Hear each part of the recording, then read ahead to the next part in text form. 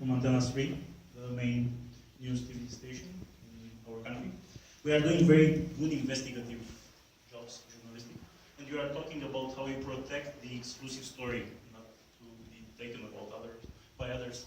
So we have a different situation in Romania. Our investigative stories goes further. The brother of the president, for example, is now in jail because he put some images with him asking for money to put somebody out from the jail. After this inquiry, so the brother of the president is in jail, but the revenge came the day after. The founder of our media group is also in jail because of the revenge.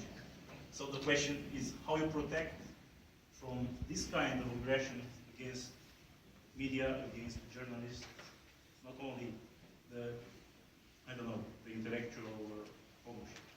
What was the, one quick question, what was the public reaction when the head of the station was jailed also? Was there any public 30,000 people in the street. 30,000 people in the street. Well, that's a good question. I don't know if we have to, we probably don't have that situation in San Francisco very often. I mean, yeah, you get a little backlash sometimes, but if you're not pissing people off, you're probably not doing your job. As long as you're doing it the right way, you're doing it big, you're doing it right, you're giving a class, as one of my old bosses used to say. You know, so for us, it's, you know, really the big backlash you get sometimes is from advertisers, though we don't do a lot of consumer investigative reporting. But I have a boss that, you know, he's always like, go get them tired, you know, don't worry about it. We keep a separation of church and state when it comes to sales and news, and when it comes to protecting our journalists' safety. I mean, that's paramount to what we do, but we just don't, I don't think we've ever really had to face something like that. You just get a little bit of, you know, you might get a little flack from City Hall or from the governor or what have you, and we love doing that, that's fun.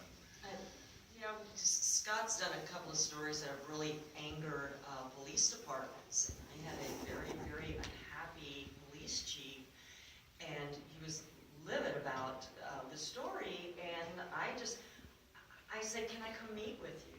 And I said, when you name the time, the place, and I show up all by myself, and I sat there and I listened to what his anger was about the story, and I said, I appreciate that, you have a tough job, but we stand by our story. Next time, why don't you just talk to us? We're still going to do the story. He felt he was ambushed because he kept refusing to talk to us. So we're at a public event where we're waiting for him to show up, knowing he's going to be there. We're like, we need to talk to you. We've asked you for the list of how many times. I said, next time, you just got to talk. It's that simple. And I said, okay, you know, I'm not happy. Sorry. Let's work together better next time. We've got another one back Well, here. real quick, yeah, you know, then obviously the situation that you face in Romania and many parts of the world is very, very different than what most journalists face in the U.S. However, we are hearing at IRE more and more reports about what, for lack of a better term, we're calling blowback, either before or after stories run, or that if there's stories that are in the works on not so much corporate companies, sometimes, but you know, everyone knows the sacred cows you have in your community, the people that you're not supposed to touch. Sometimes they're companies, usually they're not. We're finding more and more cases where there's proactive work where officials are going to, you know, owners of organizations or executives before the stories even run, and working to try to discredit that work or shut that work down before it can go. We've actually caught some public officials doing that because we pulled all their data knowing that they were doing it, and we got all their emails that proved that they were trying to hit us before the story actually came out. Or I mean, even hitting directly by going to the publisher or going to the owner and saying, this is happening, this is wrong, if you run this, blah, blah, we're going to go after you legally, you're going to be hurt greatly.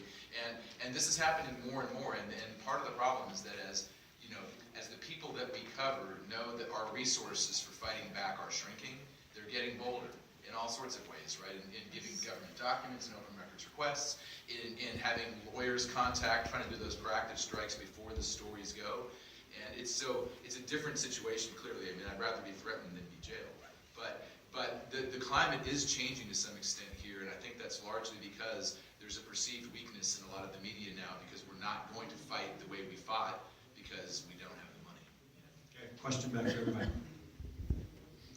My name is Mike Snover.